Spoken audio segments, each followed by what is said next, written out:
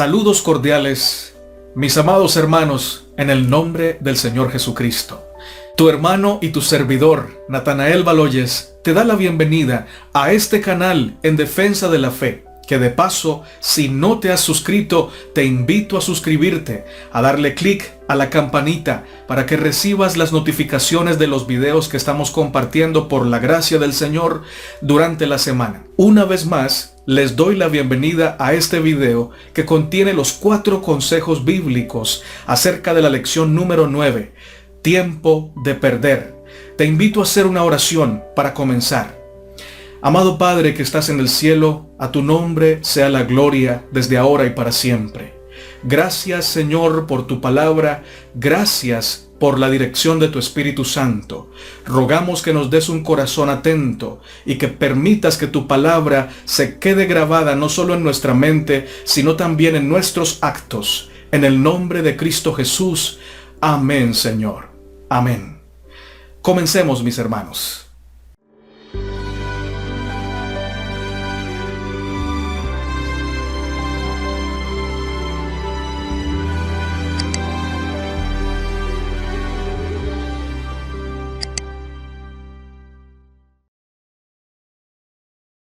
Cuarto consejo: cumplamos el deseo del Señor, hagamos su voluntad y tengamos buena salud. Tercera de Juan, capítulo 1, verso 2, nos dice: Amado, yo deseo que tú seas prosperado en todas las cosas y que tengas salud, así como prospera tu alma. Alguien dijo: come tu alimento como si fuera tu medicina, o tendrás que comer tu medicina como si fuera tu alimento. Vamos a agregar a esto otros aspectos, porque alimentarnos bien y sanamente hace parte de la buena salud, pero no es lo único. Vamos a mencionar en su orden lo que es importante para tener una buena salud. En primer lugar, tener una sana y sincera relación con Dios, que dé como resultado una sana y equilibrada relación con nuestro prójimo. En segundo lugar, alimentarnos bien, como lo dice el Señor a través de su palabra y en los consejos del Espíritu de profecía. En tercer lugar, practicar ejercicio diario o por lo menos 3 veces por semana. Y en cuarto lugar, tener una sana y equilibrada cultura mental, es decir, cultivar pensamientos espirituales y altruistas. 0 pensamientos egocéntricos, narcisistas, negativos y pesimistas. Los impíos pierden la salud por sus malos hábitos. Los verdaderos cristianos cuidan su cuerpo como templo del Espíritu Santo y llegan a tener, por la gracia de Dios, una salud próspera, equiparable con su salud espiritual que reciben, obviamente, de parte del Señor. Normalmente, cuando un verdadero cristiano pierde su salud, esto obedece, o por lo menos debería obedecer, a causas ajenas a su voluntad. Es decir, ningún cristiano verdadero practica hábitos que traen como consecuencia perder la salud. Porque, hermanos, el verdadero cristiano lucha contra sus malos hábitos, y como en su vida quien manda, quien dirige, quien guía, es el Espíritu Santo, en su vida no prevalecen los malos hábitos, sino que prevalecen los hábitos de la fe, los hábitos que están basados en la santa palabra de Dios, y por lo tanto, si se enferma, será por causas ajenas a su voluntad o a sus decisiones. Perder la salud por causa de nuestras malas decisiones constantes es atentar contra la palabra de Dios y atentar contra nuestro cuerpo, que es templo del Espíritu Santo. Esto, mis hermanos, es catalogado como pecado en la Biblia, porque la Biblia dice que el que sabe hacer lo bueno y no lo hace, le es contado por pecado. Lo que quiere decir que si tú y yo conocemos los hábitos que debemos practicar para tener buena salud, para conservar una salud equilibrada, y no los practicamos, estamos pecando de manera consciente. Y debemos recordar que la Biblia dice que la paga del pecado es la muerte. Cuando practicamos estos malos hábitos, entonces realmente, y aunque suene duro, estamos negando nuestra fe. Necesitamos entonces reconocer que andamos por un mal camino, buscar al Señor, volver en sí y decirle: Señor, cámbiame, ayúdame a cambiar mis actos, porque quiero tener una buena salud que glorifique tu nombre y con la cual poder trabajar para predicar el Evangelio. Una persona enferma no podrá predicar el Evangelio como sí lo puede hacer una persona que goce de salud.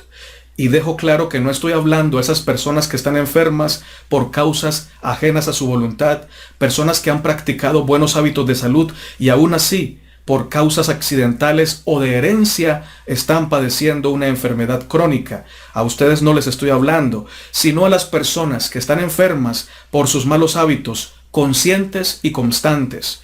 Esas personas son muy amadas por el Señor y Dios les dice: amado, yo no solo quiero que seas próspero espiritualmente, quiero que tengas buena salud, porque quiero glorificarme en tu vida espiritual, tanto como en tu vida física. Amén. Nuestros malos hábitos siempre van a tener como consecuencia una baja muy notable en nuestra salud física y finalmente en nuestra salud espiritual. ¿Cuáles son esos malos hábitos? Podemos enumerar varios. Por ejemplo, trasnochar, vivir criticando a otros, juzgando a otros, perder la paciencia con facilidad, enojarse por todo, ser irritables, impacientes, intolerantes. Estos son malos hábitos que conllevan a la enfermedad. Pensar constantemente cosas negativas, cosas malas. Esas personas que todo el tiempo están pensando: ¿qué va a suceder si pierdo mi empleo? Y no han perdido el empleo, pero están pensando que algún día lo van a perder. Esas personas que piensan: ¿qué va a suceder cuando me enferme? ¿Será que el dolor que constantemente me da en la parte baja del estómago es cáncer? ¿Será que el dolor que me da en la cabeza constantemente podrá ser algún aneurisma? Son personas que están creándose problemas imaginarios, aún enfermedades imaginarias que al final podrían materializarse, convertirse en realidad. Todos estos malos hábitos, en el nombre del Señor, debemos erradicarlos de nuestra vida. Todos estos son hábitos que un verdadero cristiano debe rechazar, debe pelear contra ellos y debe vencerlos no en su fuerza, sino en la gracia y la fuerza del Señor. Porque el Señor nos llama y nos invita a tener una cultura mental saludable, equilibrada y basada en las promesas del Señor, que se alimente de la palabra de Dios, que se alimente de la esperanza que está escrita en cada pasaje de la Sagrada Escritura. Lo que voy a decir ahora es triste, pero es verdad, y dejo claro que no es para juzgar a nadie. Lo que voy a decir aplica en primer lugar para mí. Existen muchos cristianos sinceros que padecen enfermedades crónicas porque tienen una cultura mental equivocada, una cultura mental negativa, llena de miedos imaginarios, o porque practican constantemente la crítica a los demás o el mal genio. Esto, mis hermanos, no es lo que Dios quiere, de ninguna manera. Él quiere que nosotros tengamos una mente como la mente de Cristo, una mente conectada con el cielo, una mente donde Cristo sea el Rey, y donde Cristo es el Rey, reina la palabra de Dios, y donde reina la palabra de Dios, allí hay paz, allí hay amor, allí hay orden, allí hay disciplina, allí hay mansedumbre, allí hay paciencia, allí hay tolerancia. ¿Quieres que eso pase? Yo también quiero. Entonces, hermanos, dejemos que Cristo reine. Digámosle al Señor que guarde nuestra lengua del mal, que nos ayude a no criticar, que nos ayude a no pronunciar palabras negativas o hablar constantemente de preocupaciones, de las crisis que estamos viviendo. Hay que hablar de las crisis, pero en el contexto de las señales de la venida de Cristo, y también con esperanza, porque el cristiano, aunque vive rodeado de crisis, vive fortalecido en el Señor y bajo la provisión divina. El Señor Jesús ha prometido que el que habita al abrigo del Altísimo morará bajo la sombra del Omnipotente, y allí vamos a estar seguros que los que temen al Señor tienen su ángel a su disposición. El ángel de Jehová acampa alrededor de los que temen al Señor y los defiende. Ha prometido que se nos dará nuestro pan y que nuestras aguas van a ser seguras. Entonces, hermanos, ¿por qué vivir preocupados? ¿Por qué vivir sin paz? ¿Por qué vivir crisis que no hacen parte o que no deben hacer parte de nuestra experiencia cristiana? ¿Por qué? Confiemos, aferrémonos de la palabra del Señor y pensemos como el Señor Jesús piensa, siempre de acuerdo a las promesas de Dios. La palabra de Dios nos aconseja en Filipenses 4:8. Por lo demás, hermanos, todo lo que es verdadero, todo lo honesto, todo lo justo, todo lo puro, todo lo amable, todo lo que es de buen nombre, si hay virtud alguna, si algo digno de alabanza, en esto pensad. Tremendo versículo de la palabra de Dios. El Señor nos ha dicho en qué debemos pensar. Todo aquello que glorifique su nombre y que edifique nuestra vida es en lo que debemos pensar. Bienaventurados los que pueden ver la luz de Dios aún en medio de las tinieblas de este mundo. No dejemos, hermanos, que las malas noticias, que las crisis que vive el mundo, que las situaciones difíciles desvíen nuestra vista de Cristo. No dejemos que el diablo distraiga nuestra mirada de Cristo, de sus promesas, de su palabra. El diablo es experto en preocupar a los hijos de Dios, en llevarlos lejos de las promesas, lejos de la paz del cielo, lejos del orden celestial, lejos de la obediencia a la palabra. Y esto lo logra quitándonos la paz, quitándonos la fe. Pero hermano y hermana, desviemos nuestra mirada de las cosas que están pasando en el mundo y pongamos nuestra mirada en el Señor Jesucristo. Puestos los ojos en Jesús, el autor y consumador de la fe. Allí es donde debe estar nuestro pensamiento. Allí es donde debe estar nuestra mirada. Allí es donde debe estar nuestra esperanza, nuestra fe. Y te aseguro, hermano, que esto traerá a tu vida salud espiritual y salud física. Porque pensar en el Señor definitivamente sana el alma. Una cosa es saber que este mundo va de mal en peor y va rumbo hacia su final, y otra cosa muy diferente es siempre estar centrados en las malas noticias, viviendo con miedo y pavor a lo que está por venir. Los hijos de Dios, cuando vean el cumplimiento de las señales que el Señor nos dijo, no perderán la esperanza, no perderán la paz, sino que son llamados a estar erguidos y a levantar sus cabezas, confiando en que el Señor del cielo tiene todo bajo control y viene pronto. Es decir, las señales, aunque son tristes, aunque son duras, aunque golpean nuestro corazón, no nos quitan nuestra fe, porque las señales nos informan que Cristo viene pronto, y saber que Cristo viene pronto nos llena de gozo, nos llena de fe. Amén por eso. Pon tu fe en Jesús, pon tu vista en el Rey de la Gloria. Mira lo que dice el espíritu de profecía. Algo muy importante con respecto a las enfermedades que son causadas por nuestra mente. Dice así: algunas veces la imaginación produce la enfermedad y es frecuente que la agrave. Muchos hay que llevan vida de inválidos cuando podrían estar buenos si pensaran que lo están.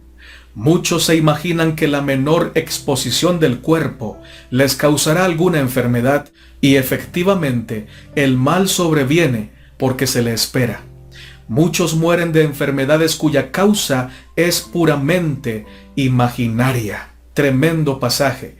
Está en el Ministerio de Curación, página 185. Tercer consejo de la palabra de Dios.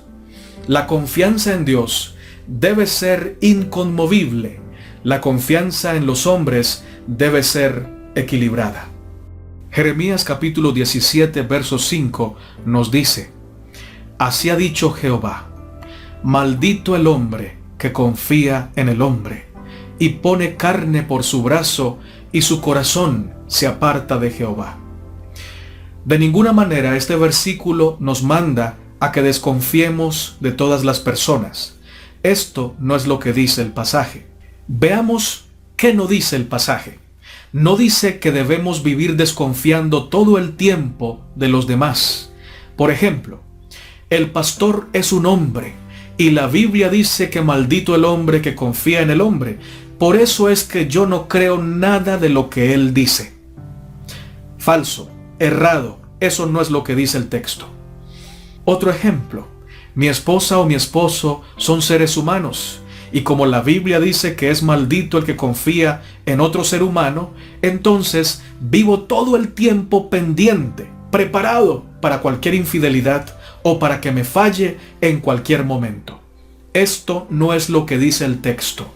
Esta no es la esencia del mensaje del Señor. El Señor quiere que confiemos en nuestros hermanos. El Señor quiere que confiemos en los siervos que Él ha puesto en su iglesia, que confiemos en ellos de manera equilibrada. El texto, hermanos, no dice que no confiemos en nadie, no dice que desconfiemos hasta de nuestra sombra. En otras palabras, quien use este texto para tener celos o desconfianza de su pareja, o de su hermano, o de su familiar, o de su vecino, está usando el texto de manera equivocada. ¿Qué es lo que dice el texto? Vamos a mirarlo. El texto dice que cuando sabiendo la palabra de Dios, conociendo la voluntad de Dios, ponemos la palabra del hombre o el consejo del hombre por encima del consejo de Dios, entonces recibiremos terribles y tristes consecuencias por ese acto. Es decir, recibiremos una maldición por confiar en primer lugar en la palabra del hombre y desconfiar de la palabra de Dios. Cuando en vez de acudir a Dios para recibir consejo y dirección, dejamos de orar, dejamos de leer la Biblia, dejamos de ayunar para ir a preguntarle a un ser humano ¿qué crees que debo hacer? Y hago lo que el ser humano me dice, sin consultar primero con el Señor, entonces voy a recibir una maldición. ¿Qué maldición será? Que me va a ir mal. Porque el consejo del hombre nunca podrá ser más sabio que el consejo que Dios nos ha dado en su palabra. Que el consejo que Dios nos podría dar si investigáramos su voluntad con oración. Si es posible y lo quieres hacer con ayuno sincero, para saber lo que Él quiere de nosotros, y Dios siempre responde con claridad al que quiere hacer su voluntad. El que quiere hacer la voluntad de Dios recibe la revelación de la voluntad de Dios de manera clara, de manera diáfana. Otra forma de aplicar este texto es cuando nosotros ponemos nuestros conceptos propios por encima de los mandatos de Dios. Estamos confiando en el hombre, que en este caso somos nosotros, y colocando nuestra voluntad por encima de lo que Dios ha dicho. Y por lo tanto, vamos a recibir una maldición. Que no es que Dios diga así: como me desobedeciste y como estás haciendo tu propia voluntad sin buscar mi voluntad, entonces te voy a castigar y te voy a mandar maldiciones. No, no es así. Es sencillo. Cada vez que yo hago mi voluntad y no hago la voluntad de Dios, hermanos, la maldición está presente, porque he hecho lo que yo quiero, y al hacer lo que yo quiero no puedo esperar que me vaya bien, porque lo que yo siembro, eso voy a cosechar. Si siembro mal, cosecharé mal. Si siembro maldición al hacer mi propia voluntad y negándome a hacer la voluntad de Dios, entonces mal me irá. No es un castigo, no es un castigo directo de parte del Señor, porque Dios no es vengativo. Dios quiere ayudarnos, Dios quiere bendecirnos, pero nos dice claramente cuáles son las cosas que nos van a traer la maldición si las practicamos. Así que esto es lo que quiere decir el texto. Pero también debemos reconocer que hay personas que confían ciegamente en el hombre y dicen: yo creo que esa persona jamás me va a fallar. Podría meter mi mano al fuego que esa persona no me va a fallar. Y esto también es equivocado, porque el Señor no nos llamó a confiar de esta manera en ningún ser humano. Nadie es sensato cuando practica una confianza desmedida en cualquier ser humano. Todo ser humano puede fallar, y nuestra confianza en el ser humano debe ser equilibrada. ¿Cómo es una confianza equilibrada? En primer lugar, como cristiano que soy, debo saber que Dios, si yo hago su voluntad, va a poner en mi vida, en mi camino, las personas que van a colaborar para que yo crezca y madure en mi vida espiritual. Estas personas que Dios va a poner en mi camino están luchando como yo. Tienen defectos como yo. No se gozan en sus defectos, luchan contra ellos. Pero así como yo lucho y a veces fallo y mis defectos salen a la luz, a ellos también les puede pasar. Entonces, la confianza equilibrada es: yo sé que el Señor ha puesto en mi camino las personas que me van a ayudar a crecer espiritualmente, pero también sé que ellas pueden fallar y por lo tanto confío en ellas, consciente de que en cualquier momento y quizá sin querer me van a decepcionar o me van a fallar, y por lo tanto tomaré la decisión de no decepcionarme, sino de comprenderlos y amarlos y ayudarlos a levantarse cuando caigan. Porque eso mismo es lo que yo espero que ellos hagan conmigo por la gracia de Dios cuando yo falle, aunque no quiera fallar. El espíritu de profecía nos da un consejo impresionante, precioso. Quiero compartirlo con ustedes. Presten mucha atención. Cuando el que ha cometido una falta se da cuenta de su error, guardémonos de destruir su estima propia. No lo desalentemos con nuestra indiferencia o desconfianza.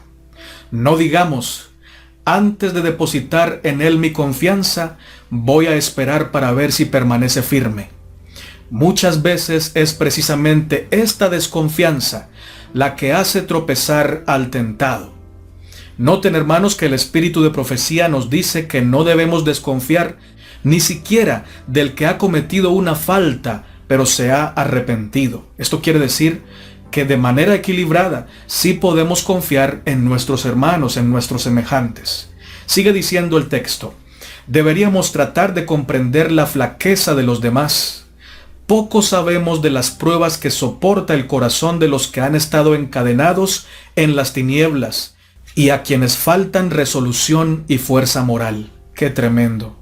Impresionante consejo. Sigo leyendo. Por demás de lamentar es la condición del que sufre remordimiento. Está como quien aturdido y tambaleante se hundiese en el polvo. No puede ver nada con claridad. Tiene el espíritu nublado. No sabe qué pasos dar. Muchos viven sin que nadie los entienda ni los aprecie, llenos de desesperación y de angustia. Como pobres ovejas perdidas y descarriadas, no pueden encontrar a Dios, y sin embargo, tienen ansias intensas de obtener perdón y paz. Debemos ponernos en el lugar de los tentados. Consideremos la fuerza de la herencia, la influencia de las malas compañías, el poder de los malos hábitos. ¿Qué tiene de extraño que bajo semejantes influencias muchos se degraden? Debe sorprendernos que no se apresuren a corresponder a los esfuerzos que se hacen para levantarlos. Fin de la cita. La puedes encontrar en el Ministerio de Curación, páginas 125 y 126. El pasaje termina con dos preguntas con respuesta implícita. Nos invita a comprender, a amar y a ayudar a los que fallan constantemente, aunque no quieran hacerlo, pero están condicionados por haber tenido traumas tremendos en su antigua vida. Hermanos, debemos comprender. Debemos confiar en el Señor de manera inconmovible, pero confiar también en el ser humano de manera equilibrada. La mayoría de las veces, la confianza que Dios pone en nuestro corazón para ayudar a aquellas personas que nos han decepcionado, las inspira a mejorar, las inspira a cambiar. Y aunque algunas de ellas nos sigan decepcionando, debemos recordar que el Señor Jesús le aconsejó a Pedro y en él a todos nosotros que debemos perdonar a quien nos hiere 70 veces 7. Eso quiere decir de manera ilimitada. Así como el Señor está dispuesto a perdonarnos a nosotros cada vez que nos arrepentimos de manera sincera, nosotros debemos estar dispuestos a perdonar a los demás con una gracia infinita como la gracia infinita que hemos recibido. Que Dios nos ayude, que Dios nos bendiga, que Dios nos dé la sabiduría necesaria para poner estos consejos en práctica. Segundo consejo: recibamos el Espíritu de Cristo para que seamos libres. El Salmo capítulo 119, verso 45 dice una joya de texto. Mira lo que dice: andaré en libertad porque busqué tus mandamientos. Impresionante. ¿Quieres andar en libertad? Busca los mandamientos. Sin embargo, Tú y yo debemos reconocer que nunca buscaremos los mandamientos de Dios por nuestra propia fuerza o nuestra propia intención. Nuestra intención siempre tiende a buscar los mandamientos de la carne, es decir, a complacernos a nosotros mismos. Pero cuando tenemos el Espíritu Santo morando en nuestra vida, es allí cuando nos deleitamos en agradar a Dios. Y para agradar a Dios debemos tener fe. Y cuando tenemos fe, esto se evidencia por nuestras obras de obediencia. Buscamos los mandamientos de Dios y nos deleitamos en obedecerlos porque el Espíritu Santo nos guía. Y esto nos hace libres del pecado. Mira lo que dice 2 Corintios capítulo 3, verso 17. Porque el Señor es el Espíritu, y donde está el Espíritu de Dios, allí hay libertad. Sé libre. Seamos libres en Cristo Jesús. Qué bendición experimentar la libertad para hacer la voluntad de Dios. Haciendo la voluntad de Dios es como realmente el hombre encuentra su libertad. Los esclavos del pecado hacen lo que dicen sus apetitos. Los que son libres en Cristo hacen lo que dice la palabra de Dios. Los esclavos del pecado se dejan conducir por sus pasiones. Los que son libres en Cristo se dejan conducir por el Espíritu de Dios. Perdemos la libertad cuando rechazamos a Cristo. Ganamos la libertad cuando aceptamos ser siervos del Señor. Juan el Bautista era siervo de Dios, era libre para amar la verdad. Herodes, quien lo puso preso y quien finalmente le quita la vida, era esclavo de Satanás, era esclavo de sus pecados y era esclavo de su malvada esposa. Elías era un siervo de Dios y era libre para obedecer y proclamar la verdad. Acab, rey de Israel en ese tiempo, era siervo de Satanás, era esclavo de sus pecados y era esclavo de su esposa, la bruja y sacerdotisa Jezabel. Jezabel, enemiga de Elías también, era esclava de Satanás, de sus falsos dioses y de sus pecados. Comparemos esas vidas. ¿Cómo era la vida de Herodes? ¿Cómo era la vida de Acab? ¿Cómo era la vida de Jezabel? Compárala con la vida de Juan el Bautista, con la vida de Elías. ¿Cuál de esas vidas exaltaba a Dios y bendecía a la humanidad? Juan el Bautista y Elías, obviamente. Jezabel y Acab, Herodes, eran como llagas para la humanidad, enfermedades andantes para todos los que vivían alrededor de ellos. En vez de conducir a sus súbditos hacia el cielo, los conducían hacia el abismo. En vez de brindar sanidad a los que los seguían, les brindaban enfermedades, idolatría, hechicería y pecado. Los hombres de Dios, los hombres libres, los hombres que están en Cristo, son una bendición para sus semejantes. Traen la paz del cielo, predican la verdad, otorgan al que está hambriento el pan de vida, otorgan al que está sediento el agua de vida. Estos hombres y estas mujeres que son libres son una bendición para este mundo. Que Dios los bendiga donde quiera que estén y que se sigan multiplicando por la gracia del Señor. Nunca seremos totalmente libres, hermanos, hasta que nos hagamos totalmente siervos de Cristo. Perdemos nuestra libertad cuando nos alejamos de la palabra de Dios, cuando dejamos de meditar en la Biblia, cuando dejamos de practicar los principios que sabemos que son principios de Dios, que Él nos ha dejado para que crezcamos espiritualmente y ayudemos a crecer a otros. Nos volvemos esclavos cuando dejamos de orar. Quien deja de orar comienza a hacer otras cosas que no edifican su vida. Los que poco oran, mucho pecan. Y esto es verdad, hermanos.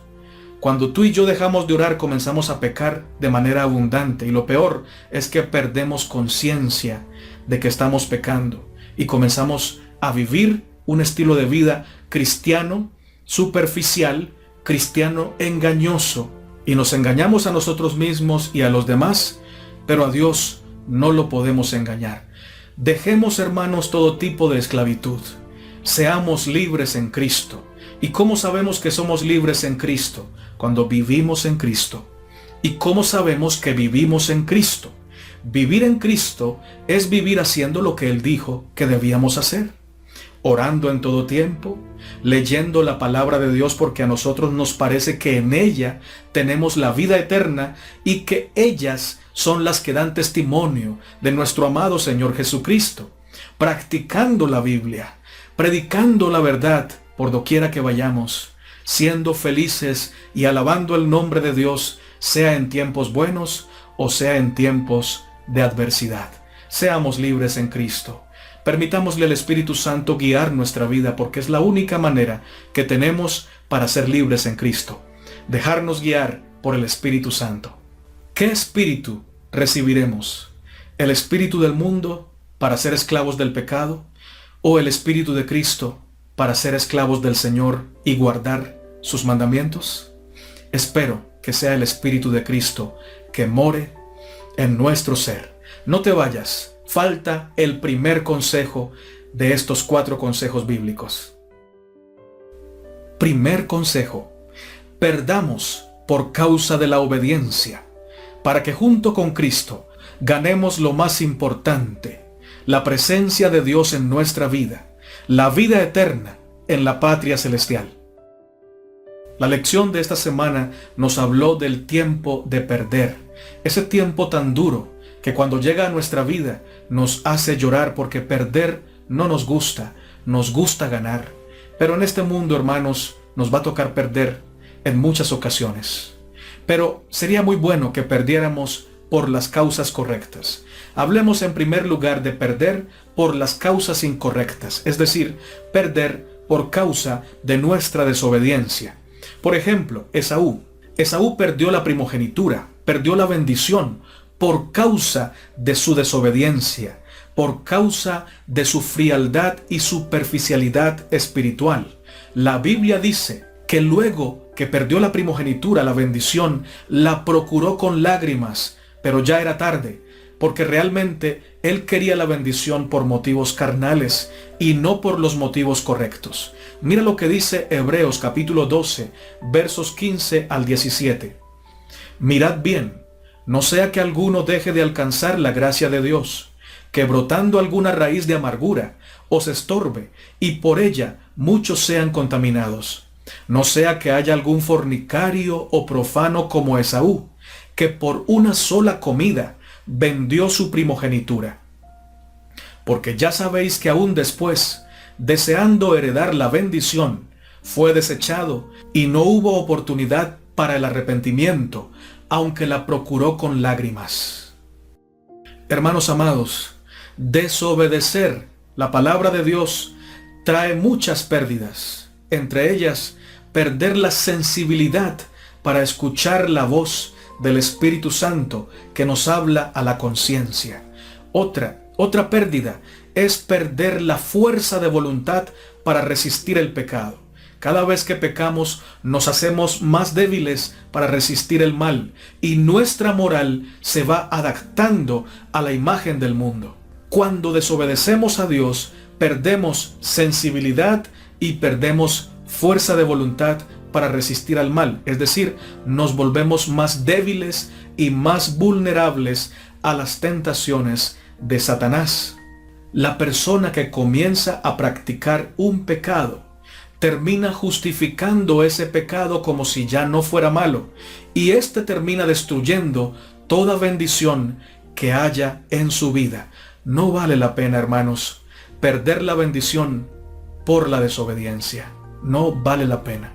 Dios no quiere que pierdas tu bendición, tu primogenitura, por un plato de lentejas. Todo aquello que te lleva a pecar es como un platito de lentejas salado y maluco, comparado con la bendición del Señor. O quizás sea no salado ni maluco, puede ser agradable al gusto, pero es un veneno cuando lo has consumido. El pecado puede presentarse bonito, agradable, de buen gusto, pero siempre termina destruyéndonos, siempre termina trayendo tragedias terribles a nuestra vida. No lo permitamos. No vivamos tiempo de pérdida por causa de nuestra rebelión. Vivamos para gloria del Señor. Otra clase o forma de perder, de la cual no hablaremos mucho porque el tiempo se nos ha ido, es perder por causas accidentales, perder por causas naturales. No tuvimos nada que ver en esa pérdida, pero perdimos y duele. Aún en estos casos, de hecho, en estos casos, el Señor está cerca de todos sus hijos. Has perdido a alguien en un accidente, el Señor está cerca de ti, te abraza. Él no te va a dejar. Has perdido a un ser querido, pero el Señor está contigo. No lo has perdido todo porque Dios queda contigo. Cristo queda con su pueblo y Cristo es más que suficiente para llenar nuestro corazón de consuelo y de fortaleza. Por otro lado, la tercera forma de perder, si queremos explayarnos un poquito en ella para terminar, es perder por causa de obedecer al Señor. Es perder por causa de nuestra lealtad a la palabra del Rey. Estoy seguro, mis hermanos, que ustedes han perdido amigos, han perdido familiares, han perdido trabajos por causa de la fidelidad al Señor. Perdemos familiares y amigos que se alejan de nosotros porque ahora vivimos en novedad de vida y ya no queremos practicar las obras de las tinieblas.